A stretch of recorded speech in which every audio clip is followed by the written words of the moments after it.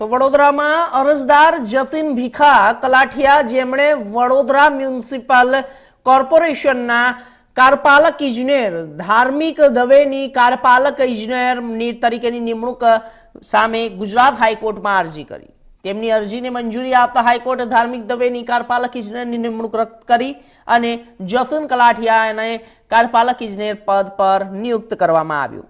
આ સાથે આદેશ પણ અપાયો। જતીન કલાઠિયા મેરિટ લિસ્ટમાં પ્રથમ ક્રમે હતા, જ્યાં ધાર્મિક દવે 176 માર્ક્સ મળ્યા હતા અને હાઈકોર્ટે નોંધ્યું કે પસંદગી પ્રક્રિયા બાદ સત્તાવાળાઓએ મેરિટ લિસ્ટ મનસ્વી રીતે ફેરફાર કરી શકતા નથી।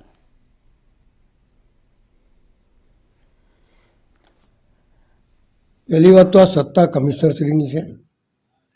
કમિશનરશ્રીએ 3 નામ મોકલ્યા કઈ રીતે? પહેલી વાત તો એક પ્રશ્ન આ છે।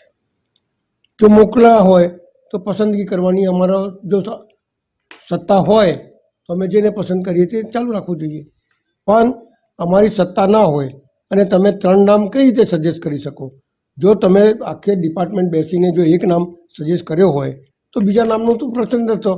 તમે 3 મોકલો અને પછી ક્રિટિસાઇઝ અમારી કોર્ટોમાં થાય એ તો અમે સહન ના કરીએ ને। એટલે અમે સત્તાના રૂએ, સમગ્ર સભાની સર્વોપરી સત્તાના રૂએ જો એકનું નામનું કર્યું છે, આજે બી અમે તો એ જ કહીએ છીએ કે જે નામ નક્કી કર્યું હોય સમગ્ર સભાએ એ રહેવું જોઈએ, પણ હાઈકોર્ટ જો ક્રિટિસાઇઝ કરતા હોય તો કમિશનર ઉપર કરવી જોઈએ એવું મારું માનવું છે।